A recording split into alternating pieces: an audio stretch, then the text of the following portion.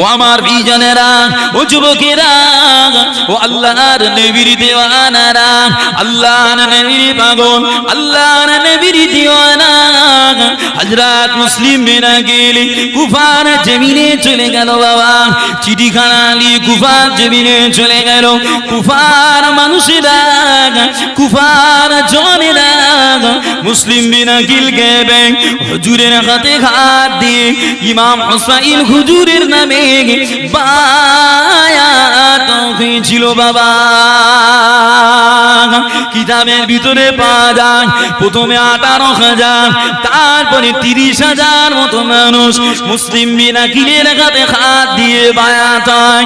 এই ভালো খবরটা দেখে কুফার মানুষের গতি ভালো দেখে আল্লাহর নবীর দিওয়ানা, আল্লাহর নবীর পাগল হযরত মুসলিম বিন আকিল চিঠিখানা করে ইমাম হুসাইন হুজুরের কাছে পাঠিয়ে দেয়।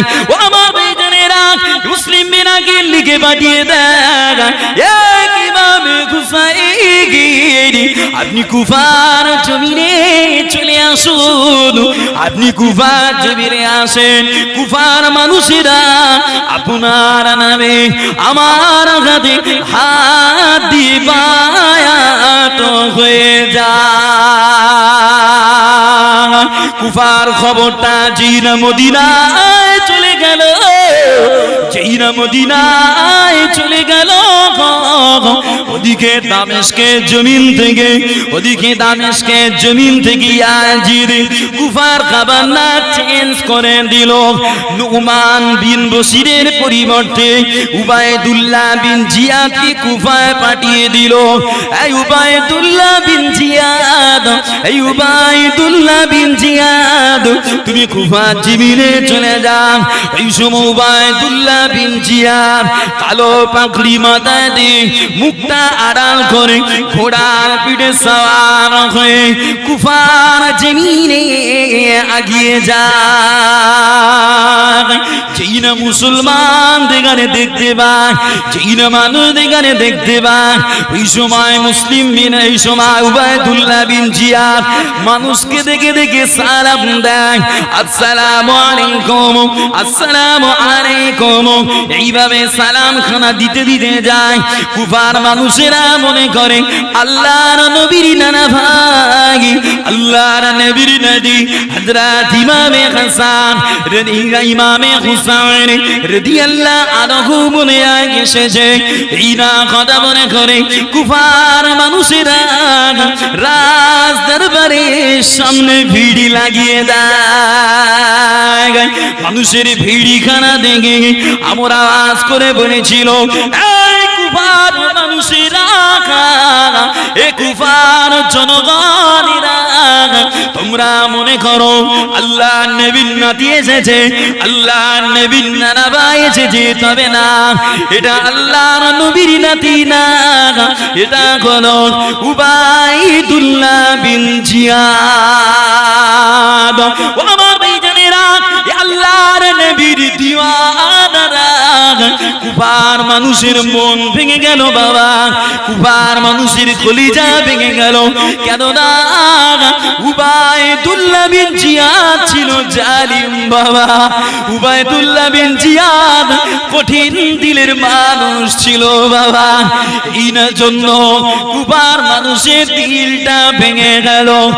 উবাইদুল্লাহ বিন জিয়াদ কুফার জমিনে পদার্পণ করে সৈন্যদের গানে বলে দিল, কুফার মানুষদের জানিয়ে দিল, এই কুফার মানুষেরা, এ কুফার জনগণেরা, কারো ঘরে যদি মুসলিম বিন আকিলকে পাওয়া যায়, কারো বাড়িতে যদি মুসলিম বিন আকিলকে পাওয়া যায়, তাকে আইনি পদক্ষেপ নিয়ে শাস্তি দেওয়া হবে, তাকে কতল করা হবে।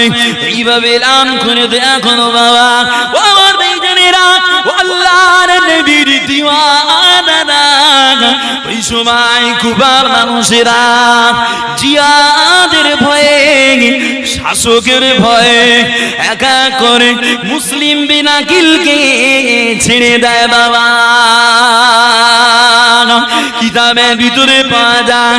ছাড়তে এক পর্যায়ে মুসলিম বিন আকিল হুজুর একা হয়ে গেলেন। হুজুরের রাস্তা দেখানোর মতো সাথে আর কোনো মানুষ নাই, সাথে আর কোনো লোক নাই। হুজুর একা মরুর ময়দান, বালুকাময় ময়দানে একা হাঁটতে লাগে বাবা। হাঁটতে রাতের আধার নেমে এলো, রাতের আধার নেমে এলো। আল্লাহর নবীর পাগল হযরত মুসলিম বিন আকিল রাদিয়াল্লাহু আনহু হুজুর আমার অচেনা রাস্তায় হাঁটাহাঁটি করতে করতে কুফার এক বাড়ি চলে গেল বাবা।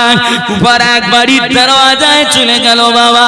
ও আমার ভাইজানেরা, আল্লাহর নবীর পাগল হযরত মুসলিম বিন আকিল ওই কুফার বাড়ি থেকে আওয়াজ দেয়, ও বাড়িওয়ালা মা, ও কুফার মা, আমি মুসলিম বিন আকিল, আমায় একটু পানি দাও না মা। ও কুফার মা, আমি মুসলিম বিন আকিল এসেছি মা। কুফার মানুষেরা আমার সঙ্গে গাদ্দারি করে মা। আমার বড় পিপাসা পেয়েছে, একটু পানি খেতে দাও না মা। মেয়ে ছেলেটা পানি পান করতে দিলে মায়েদের মনে দরদ বেশি, মায়েদের কলিজায় মায়া মোহাব্বত আল্লাহ বেশি ঢেলে দিয়ে দেয়। মা তো হুজুরের ওই অবস্থা দেখে মনে দয়া। মজা মুসলিম বিন আকিল হুজুরকে বাড়িতে স্থান দিয়েছে। হুজুর বলে, মা খবরদার আমার কথাটা যেন কাউকে বললো না। কেন? আমার কথা জানতে পারলে ওরা আমাকে ধরে নিয়ে যাবে। মজা আমার কথাটা কাউকে বলবেন না। রাতের বেলা মায়ের ঘরে আছে, কুফার একজন মায়ের ঘরে আছে। মেয়েরা মায়ের জাত, কিন্তু সরিষার ভিতরে বহুত আছে। পরের দিনের সকালে মায়ের একটা বেটা গোপনে এমনি করে রাজ দরবারে গিয়ে উবাইদুল্লাহ বিন জিয়াদকে জানিয়ে দেয়, ও উবাইদুল্লাহ বিন জিয়াদ, তুমি জানো না আমাদের বাড়িতে ওই যে মুসলিম বিন আকিল স্থান দিয়েছে, চলো ওখানে আমার বাড়িতে মুসলিম বিন আকিলকে পাওয়া যাবে। জিয়াদ দেরি না করে 70 থেকে 80 জন কিদাবে পাওয়া যায়। ঘোর সবার সশস্ত্র বাহিনী পাঠিয়ে দিয়েছে, যাও মুসলিম বিন আকিলকে লিয়ে আসো। ওরা এসে ঘরের ভিতরে ঢুকে হুজুরকে, ওরা এত মানুষ, হুজুর একা মানুষ, আল্লাহ নবীর পাগলকে ঘর থেকে টেনে বার করতে পারে না। বলেন না সুবহানাল্লাহ, একটু মুহাব্বতে বললেন না সুবহানাল্লাহ। ওরা এতগুলো মানুষ একটা মানুষকে ঘর থেকে বার করতে পারে না। ওরা ঘরের বাইরে এসে কাপুরুষের মতো ঘরে আগুন লাগিয়ে দেবে। ওই মুসলিম বিন আকিল বাইরে এসো, তাহলে ঘরে আগুন লাগিয়ে দেবো। হুজুর নিরুপায় ঘর থেকে বার হয়ে একা, ওরা এতগুলো মানুষ, খণ্ডযুদ্ধ হচ্ছে, সেখানেও আল্লাহ পাক আল্লাহ নবীর পাগলটাকে গালিব করে দিয়েছে। বলেন না সুবহানাল্লাহ, একটু মুহাব্বতে বললেন না সুবহানাল্লাহ। ওরা যখন হুজুরের কাছে পেরে উঠছে না, ওরা আওয়াজ করে বলছে, ও মুসলিম বিন আকিল, আমরা ওয়াদাবদ্ধ তোমার জানের হেফাজত করব। তুমি আমাদের সঙ্গে রাজ দরবারে চলো। হুজুর যেই ওদের কথা মেনে নিয়ে ধরা দিয়েছে, সঙ্গে সঙ্গে হুজুরের হাত থেকে তরোয়ারটা কেড়ে নিয়েছে, নিয়ে হুজুরকে নিয়ে কুফার জমিনে, কুফার রাজ দরবারে নিয়ে যাচ্ছে। ও আমার ভাইজানেরা, ও যুবকেরা, ও আল্লাহর নবীর দিওয়ানারা, আল্লাহর নবীর পাগল, আল্লাহর নবীর দিওয়ানা হযরত মুসলিম বিন আকিল হুজুরকে নিয়ে কুফার রাজ দরবারের দিকে যায় বাবা। যেই না কুফার দিকে যায়, রাজ দরবারের দিকে যায়, যাওয়ার পথে আল্লাহর নবীর পাগল হযরত মুসলিম বিন আকিল রাদিয়াল্লাহু আনহু হুজুর আমার কান্না করে, চোখ দিয়ে টপ টপ করে পানি গড়িয়ে যায়। হুজুরে কান্নাখানা দেখে পাখির আওয়াজ করে বলেছিল, এই মুসলিম নাকি গেলি, এ মুসলিম নাকি গেলি, তোমার মতো বীরের চোখে কান্নার পানি মানায় না, তোমার মতো বীরের চোখে কান্নার পানি মানায় না, তুমি জানের ভয়ে কাঁদো, তোমার চোখে কান্নার পানি মানায় না। এই সময় মুসলিম বিন আকিল হুজুর বলেছিলেন, এই জিগাত পাখিটি না, আমি জানের কথা মনে করে কাঁদি না, আমি আমার জানের কথা মনে করে কাঁদি না, আমি কান্না করি ইমাম হুসাইন হুজুরের কথা মনে করে। কেননা আমি যে চিঠিখানা লিখে পাঠিয়ে দিলাম, ও আল্লাহর নবীর নওয়াজ, ও আল্লাহর নবীর নানবাগ, আপনি কুফার জেবিলে আসে, কুফার মনোভাব ভালো, এই চিঠিটা পেয়ে হয়তো ইমাম হুসাইন হুজুর আমার এতক্ষণ কুফার উদ্দেশ্যে পাড়ি দিয়ে দিয়েছে, এই না জন্য এই কথা মনে করে আমি মুসলিম বিন আকিল কেঁদে যা। ও আমার বিজনেরা, ও আল্লাহর নবীর দিওয়ানারা, আল্লাহর নবীর পাগলকে কুফার রাজ দরবারে নিয়ে যা হলো। হুজুরের চেহারায় রক্ত, হুজুরের জামাটা রক্ত লাগা, হুজুরের ঠোঁট দিয়ে দাঁত করে রক্ত ঝরে পড়ে বাবা। হুজুর এই সময় কান্না ভরা অবস্থায় মনটা খারাপ করে বলেছিল, এই কুফার বাগিনীরা, এ কুফার বাগিনীরা, তোমরা আমায় একটু পানি পান করতে দাও, আমায় একটু পানি খেতে দাও না ভাই। ও আমার ভাইজানেরা, কুফার বাগিনীরা সেদিন পানি দিয়েছিল, তবে ওই পানি সাধারণ পানি না, বিষ মাখানো পানি দিয়ে, বিষ মাখানো পানি দিয়েছিল। পানিটা পান করার সঙ্গে সঙ্গে হুজুরের শরীরে জ্বালা লেগে গেল। হুজুরকে বিষ মাখানো পানি খাইয়ে দিলে। হুজুর, হুজুরকে ওই অবস্থায়, জ্বালাময় শরীরটা অবস্থায় হুজুরকে ধরে নিয়ে জিয়াদের কাছে গিয়েছে। জিয়াদ হুজুরকে দেখে বলছে, ও মুসলিম মেনাকি, ও মুসলিম মেনাকি, আমি তোমায় শহীদ করে দেব। হুজুর বলছে, কই পরোয়া নেই, কোনো পরোয়া নেই, তোমার কাজ তুমি করো। তবে ইয়াজিদকে খলিফা বলে মুসলিম আকিল মানবে না। সেদিনেও ওই অবস্থায় যদি ইমাম এমনি করে মুসলিম বিন আকিল হুজুর ইয়াজিদকে খলিফা মেনে নিত, হুজুরকে হয়তো ছেড়ে দেওয়া, কিন্তু অন্যায়ের কাছে হকপন্থীরা মাথা নত করে না, করে যে যারা দুমুখ, দুই লোকে পা দিয়ে চলে, তারা অন্যায়ের কাছে মাথা নত করে অন্যায়টাকে সাপোর্ট করে সমাজের জুলুম চালায়। তাদের দুনিয়া লুটার ইচ্ছা তারা পারবে, যাদের আখিরাত লুটার ইচ্ছা তারা মন পারবে না। কেন? ইয়াজিদের খলিফা হওয়াটা হক ছিল না, হক না, হক খলিফা। মুসলিম বিন আকিল হুজুর এই সময় একজন বিশ্বস্ত ব্যক্তিকে সৈন্যদের ভিতরে ডেকে বলেছিল, ও আল্লাহর নবীর পাগল, ও আল্লাহর বান্দা, আমার কটা দাবি একটু মেনে নাও, কটা আমানত একটু রাখো, এরা আমার শহীদ করে দেবে, আমার প্রথম আমানত, এরা আমার শহীদ করে দেবে, আমার শহীদের পরে আমার লাশটা গেলে একটু দাফনের ব্যবস্থা করে দিও। দ্বিতীয় দাবি, দ্বিতীয় দাবি, কুফার জমিনে আমার 700 দিরহাম ঋণ আছে, আমার তরফ একটু মিটিয়ে দিও ভাই। আমার এই কষ্টের খবরটা নবী পাকের নানা ভাইকে একটু জানিয়ে দিও। হুজুরকে মালিয়ে কুফার রাজ দরবারের উপরে নিয়ে যাওয়া হলো, হুজুরকে শহীদ করা হবে। ও আমার বিজনেরা, ও যুবকেরা, ও আল্লাহর নবীর দিওয়ানারা, আল্লাহর নবীর পাগল, আল্লাহর নবীর দিওয়ানা হযরত মুসলিম বিন আকিল কালি কুফার রাজ দরবারের মাথায় নিয়ে যাওয়া হলো। হুজুরকে শহীদ করা হবে বাবা। হুজুর আমার ওই সময় বলেছিলেন, এই কুফার বাগিনীরা, এ জিগাদ বাগিনীরা, বিদায় বেলায় আমাকে একটু আমার আল্লাহর নামাজটা পড়তে দাও না ভাগ, আমার আল্লাহর নামাজটা পড়তে দাও। ও আমার প্রিয়জনেরা, মুসলিম বিন আকিল হুজুর নামাজটা আদায় করলেন। হুজুরের নামাজটা আদায় করা হয়ে গেল।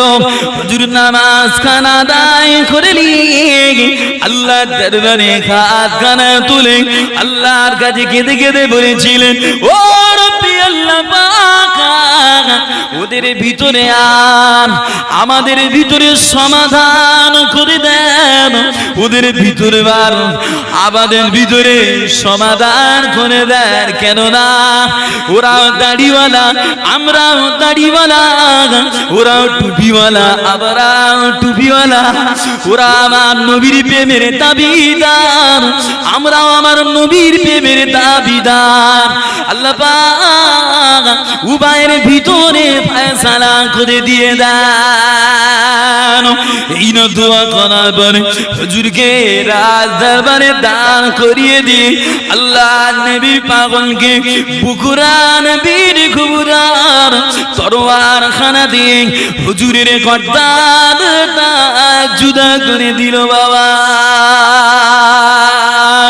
ও আমার ভাইজানেরা, ও আল্লাহর নবীর দিওয়ানারা, হুজুরের গর্দানটা রাজ দরবারে মাথা থেকে নিয়ে দুনিয়ার জমিনে ফেলে দেয়া হলো, আল্লাহর জমিনে ছিঁড়ে ফেলা হলো। নিচে শত শত কুফাবাসী দাঁড়িয়ে আছে, হাজার হাজার কুফাবাসী দাঁড়িয়ে আছে। কুফার মাসির কলিদা ধরে, কুফার মাসির নবীর নবীর মহাপুতের মানুষের কতলে কলিজা জ্বললেও শাসকের ভয়ে কিছু বলতে পারে না বাবা। ও আমার ভাইজানেরা, ও আল্লাহর নবীর দিওয়ানারা, ওই জায়গায় দাঁড়িয়ে, এই জায়গায় দাঁড়িয়ে উবাইদুল্লাহ বিন জিয়াদ ভাষণ দিয়ে বলেছিল, এই কুফার মানুষেরা, এই কুফার জনগণেরা, তোমরা জেনে নাও, আজকে দিনের পর থেকে যদি, আজকে দিনের পর থেকে যদি ইয়াজিদের বিরোধিতা করো, ইয়াজিদকে খলিফা মেনে নাও, তাহলে তোমাদের অবস্থাটা মুসলিম বিন আকিলের মতো করা হবে বাবা। ও আমার ভাইজানেরা, ও আল্লাহর নবীর দিওয়ানারা, আজকে কিছু মুনাফিক মুসলমান দাবিদার, কোথাকার নাস্তিক পেশাব করে পানি নেয় না, দুনিয়ার ক্ষমতার দাবিদার, তাকে খুশি করার জন্য কত মুসলমান মায়ের কলিজা খালি করে দেয়, ঠিক কিনা বলো? অথচ ওই হারামজাদারা নবী ভক্তের দাবিদার, ওই দুনিয়াওয়ালারা মুসলমানের দাবিদার, কিন্তু ওদের কর্মকাণ্ড দেখলে শয়তানও বড় লজ্জা পায়। ওদের কাজ কারবার দেখলে শয়তানও বড় কষ্ট পায়। বাবাজি, সেই ফেরাউনকে চেনেন? জালিম যে নিজেকে খুদা দাবি করে বলে, আনা রব্বুকুমুল আলা, কি বলে? আমি বড় খুদা। আল্লাহর খুদাদের আয়াত আছে তো, আনা রব্বুকুমুল আলা। ফেরাউনের এই দাবিতে শয়তান পর্যন্ত অবাক। শয়তান নিজে ফেরাউনের কাছে এসেছে, বলে এতদিন শয়তানি করছি, তোর মতো আমি নিজেকে খোদা বলতে পারি, তুই তো আমার থেকে বড় শয়তান। তাই আমার বড় ভয় হয়, ইবলিসকে আমি যত না ভয় পাই, আমি মানবরূপী শয়তানদের বেশি ভয় পাই। ইবলিসকে তওবা তিল্লা করে দোয়া কালাম পড়ে সূরা পড়ে দমন করা যাবে, আল্লাহ জিকির দেখি, আল্লাহ ডর দিয়ে, আল্লাহর ইবাদত করে হয়তো কলিজাটাকে নত করা যাবে, কিন্তু মানবরূপী শয়তানকে দোয়া পড়ে দমন করা যাবে না। যদি দোয়া পড়ে মানবরূপী শয়তানকে দমন করা যেত, মুসলিম বিনাকে দমন করে দিত। কথা বুঝো না? আবার কথায় খারাপ লাগে। মুহররমের আলোচনাটাই এমন, কথা বুঝলেন না? মুহররমের আলোচনাটাই ঠিক এমনই। খেলাফত নিয়েই তো হুজুরকে শহীদ করা হয়েছে, এই গদি নিয়ে হুজুরকে শহীদ করা হয়েছে, অন্য কিছু না। বান্দার কলিজায় দুনিয়ার লোভ কামান। আল্লাহ পাক জানায়, নবী পাক নিজে বলে যে বান্দা আমার আল্লাহর যত অল্প দেওয়া নিয়ামতে খুশি হবে, আমার আল্লাহ পাক ওই বান্দার অল্প ইবাদতে খুশি হবে। বলেন না সুবহানাল্লাহ? একটু জোরে বলেন সুবহানাল্লাহ। একটু মহব্বতে দরুদ শরীফ, আল্লাহুম্মা সাল্লি আলা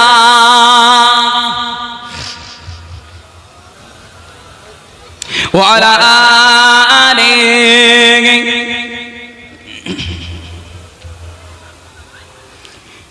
যে ঈমান প্রয়োজনে চলে বটে না, যে ঈমান সত্যের কথা বলে না, যে ঈমান প্রয়োজনে চলে বটে না, যে ঈমান সত্যের কথা বলে না, যে ঈমান অন্তরে নাই, যে ঈমান অন্তরে নাই, মুখে ফোটায় কথার কলি, কিভাবে তারে বলো ঈমান বলি?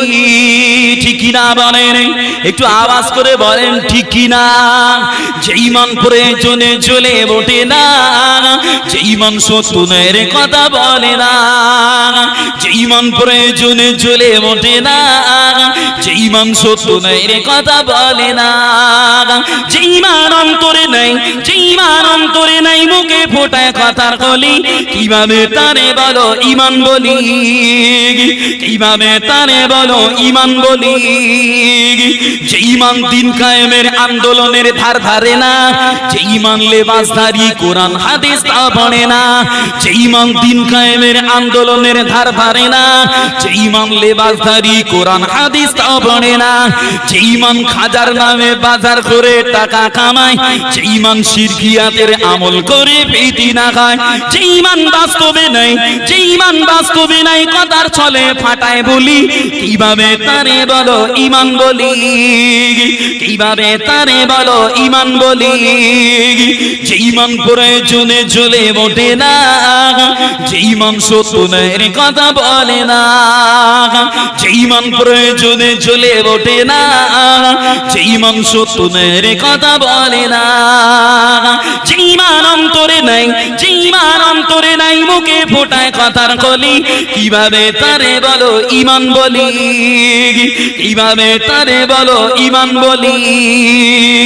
যে ঈমান ইমাম ভুলে নাস্তিকতার মঞ্চে বটে, যে ইমাম বাতিল মতে তোষণ করে পয়দা লোটে, যে ঈমান ইমাম ভুলে নাস্তিকতার মঞ্চে বটে, যে ইমাম বাতিল মতে তোষণ করে পয়দা লোটে, যে ইমাম মসজিদে ওই কায়দায় আনন্দ করে, যে ঈমান মসজিদে ওই কায়দায় আনন্দ করে, যে ঈমান দেখে না যে গরিব মরে অনাহারে, যে ঈমান ময়দানে নয়, যে ঈমান ময়দানে নয়, মঞ্চে ফোটায় কথার কলি, কিভাবে তারে বলো ঈমান বলি? কিভাবে তারে বলো ঈমান বলি? যে ঈমান প্রয়োজনে চলে ওঠে না, যে ঈমান সত্যের কথা বলে না, যে ঈমান প্রয়োজনে চলে ওঠে না, যে ঈমান সত্যের কথা বলে না, যে ঈমান অন্তরে নাই, যে ঈমান অন্তরে নাই, মুখে ফোটায় কথার কলি, কিভাবে তারে বলো ঈমান বলি? কিভাবে তারে বলো ঈমান বলি? আবার কথায় কি কষ্ট হয়? কথা কি ভুল মনে হচ্ছে? না, ভুল বোঝেন না। নবী পাক বলে, মান রাআ মিনকুম মুনকারান ফালিয়ুগাইয়িরহু বিয়াদিহি। নবী পাক ইসলাম বলে, তোমাদের সামনে যদি কোনো নোংরা কাজ হয়, হাত দিয়ে বাধা দাও। ফাইন লাম ইয়াস্তাতি ফাবিলিসানি। নবী পাক বলে, যদি হাতে সম্ভব না হয়, জবান দিয়ে বলো। ফাইন লাম ইয়াস্তাতি ফাবিকলবিহি।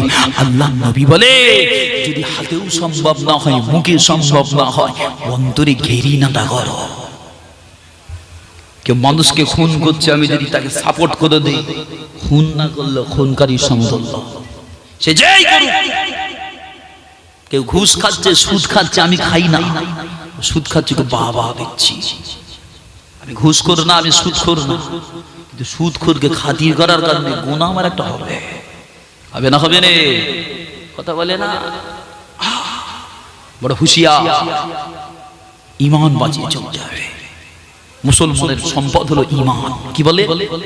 মুসলমানের সম্পদ হলো ঈমান। দুনিয়ার রঙে যদি ঘুরে গিয়ে যায়, আখিরাত নষ্ট হয়ে যাবে। আল্লাহ আমার আপনাকে আখিরাত ওয়ালা হওয়ার তৌফিক দেন, বলেন আল্লাহুম্মা আমিন। মুহাব্বতে দরুদ শরীফ, আল্লাহুম্মা সাল্লি আলা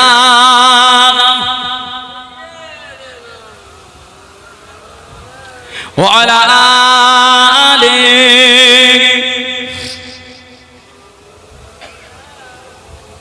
আলহামদুলিল্লাহ বাবাজি, মুসলিম বিন আকিল হুজুর শহীদ হয়ে গেল।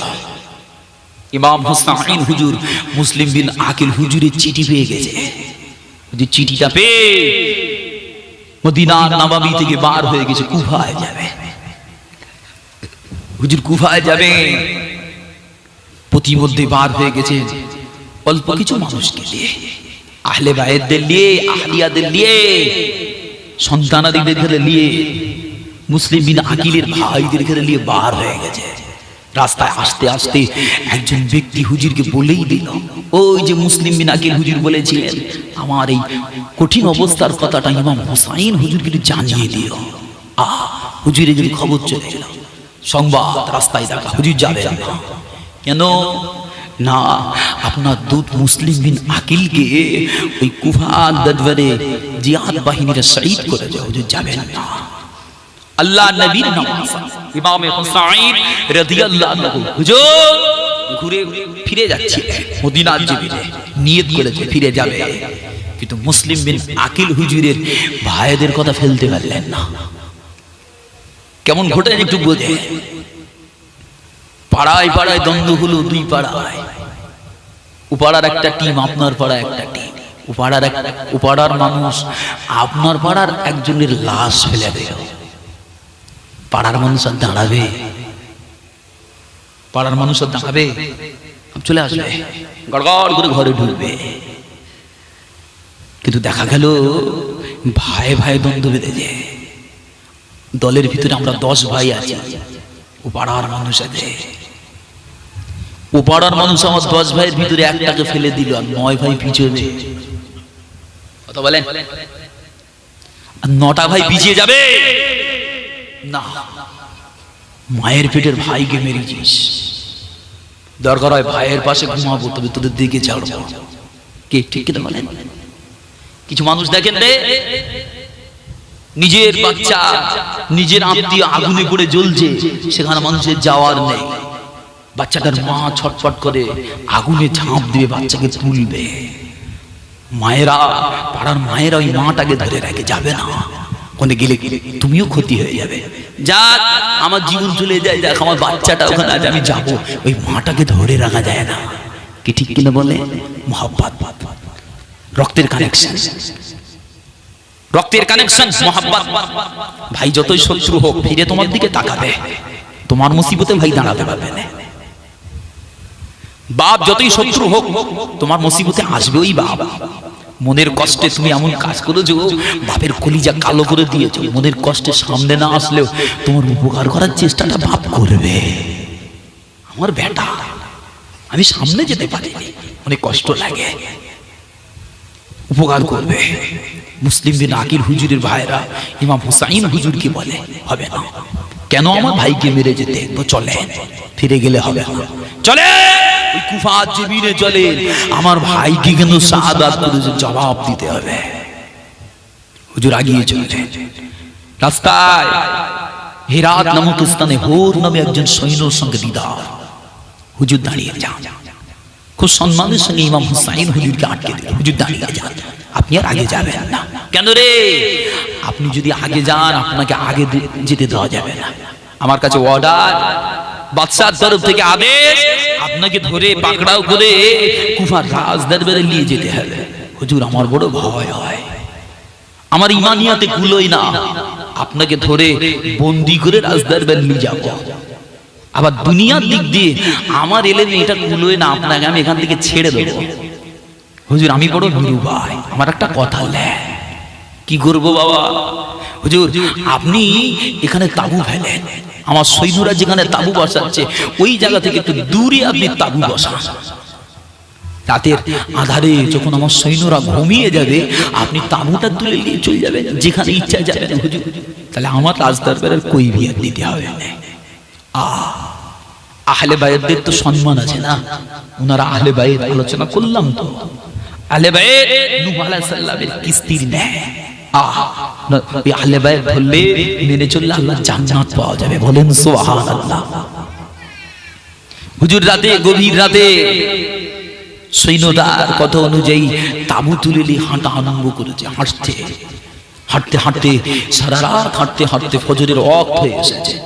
হুজুর নদীর একটা কিনারা দেখতে পেয়ে ফাঁকা ময়দানে তাবু ফেলতে বললেন, আবার এখানে দাঁড়াও, এখানে নামাজ হবে। উজু করে সব নামাজ পড়লেন, নামাজ আদা করে যে যা তাবু তৈরিতে ব্যস্ত। ইমাম হুসাইন হুজুর অদূরে দেখছে একটা ব্যক্তি দাঁড়িয়ে আছে, লোকটাকে ডাকছে, শোনো এই জায়গাটার নাম কি বলো তো? না, এই জায়গাটার নাম হলো মারিয়া, লোকে কে কারবালা বলে। ইমাম হুসাইন হুজুরের মনে পড়ে গেল নানা জানের ভবিষ্যৎবাণী। আমার নানা যা আমায় বলেছিলে যে কারবালার কথা, তো সেই কারবালা। হুজুর মনে লেগে গেল। হুজুর দূরে তাকিয়ে দেখে ইয়াজিদের কিছু দল, ওরাও তাবু ফেলছে। অনেকদিন কাফেলাটা রাস্তায় চলার কারণে পানি বড় কমে গেছে। ইমাম হুসাইন হুজুরের কাফেলা থেকে কিছু মানুষ ফুরাদের তীরে যে পানি নেবে। ও আমার বিজনেরা, ও যুবকেরা, ও আল্লাহর নবীর দিওয়ানারা, আল্লাহর নবীর নাতি হযরত ইমাম হুসাইন রাদিয়াল্লাহু আনহু হুজুরের সাথে সঙ্গীরা পানিটা দেওয়ার জন্য কুফামনি করে কারবালার জমিনে ফোরাতের তীরে চলে গেল। বাবা ও আমার বিজনেরা, ও আল্লাহর নবীর দিওয়ানারা, ইয়াজিদি বাহিনীরা আল্লাহর নবীর নানা জানের সাথীদের বলেছিল, এই ইমাম হুসাইনের সাথীরা তোমরা পানি পাবে না, তোমাদের পানি দেওয়া যাবে না। কেন না? তোমরা ইয়াজিদিকে খলিফা বলে মানো না। আমার বেজনেরা, আল্লাহর নবীর দিওয়ানারা, পানি ওরা দিল না। শেষ বেশ সংক্ষেপ করে আলোচনা করি বাবা। শেষ বেশ ওই কারবালার ময়দানে ইয়াজিদি বাহিনীরা ইমাম হুসাইন হুজুরের সঙ্গে যুদ্ধ করার জন্য তৈরি। ইমাম হুসাইন রাদিয়াল্লাহু আনহু তাকবীর দেন, নারে তাকবীর। সিলসিলায়ে হক মুজাদ্দিদে জামান, আমার দাদা পীরের হক সিলসিলা, নারে তাকবীর। একটু মুহাব্বতে দরুদ শরীফ, আল্লাহুম্মা সাল্লি আলা।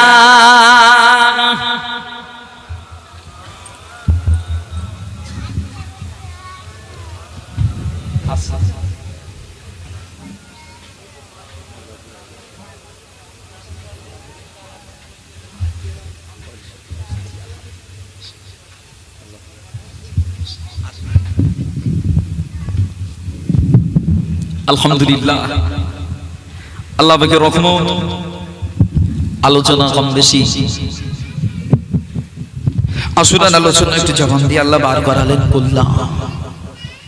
আলোচনার ভিতরে ভাষাগত ত্রুটি আল্লাহর রাস্তে ক্ষমার নজরে দেখবে। যা কিছু আলোচনা করলাম বক্তা শ্রোতা উভয়কে বাস্তব জীবনে আমল করার মতো তৌফিক আতা করেন। সকলে বলেন আল্লাহুম্মা আমিন। মহব্বতে বলেন আল্লাহুম্মা আমিন। আল্লাহ পাকের রহমত। এখন আপনাদের সম্মুখে হুজুর এসেছেন, আলোচনা করবেন। সকলে একটু কাছাকাছি চলে আসেন, একটু দরুদ শরীফ পড়তে পড়তে আসেন না একটু কাছাকাছি। এখন আপনাদের সম্মুখে আলোচনা করবে সুদূর বসিরহাটের জমিন থেকে আগত আমার দাদা হুজুর পীর কিবলা রহমাতুল্লাহ আলাইহির সিলসিলার বড় মহাব্বতের ভালোবাসার সিলসিলার বড় তাকওয়াবন্তী খাদেম, বড় তাসাউফওয়ালা মানুষ এসেছেন, আলোচনা করবে জনাব আলহাজ হযরত মাওলানা মোহাম্মদ শাহানুর আলম সাহেব এসেছেন। আপনারা যারা ছড়িয়ে ছিটিয়ে আছেন সকলেই মেহেরবানি করে দ্বীনি মাহফিলে চলে আসেন, সকলে একটু আগে আগে আসেন। মহব্বতে দরুদ শরীফ আল্লাহুম্মা সাল্লি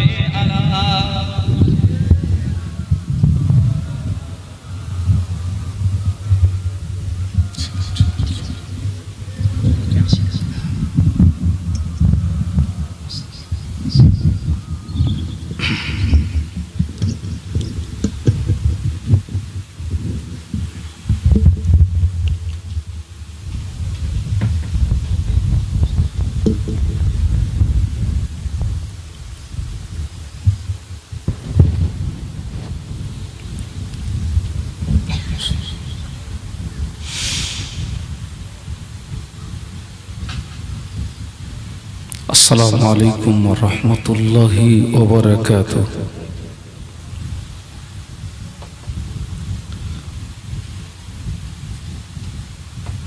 আল্লাহ পাকের শান আমরা সবাই কম বেশি অবগত।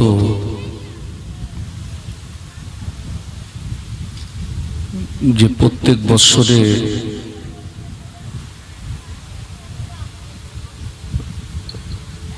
কবরবাসীদের উপলক্ষে এই মাহফিলটি অনুষ্ঠিত হয়ে থাকে। আমি যতদূর পর্যন্ত শুনেছি মাহফিলের বয়স 5 বছর।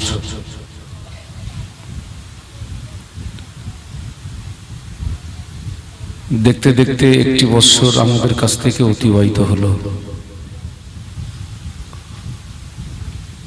এবং দেখতে দেখতে আমরা 12টি মাসে 1 বছর, যাদের সম্পর্ক ইংরাজি মাসের সঙ্গে, তো ইংরাজি মাস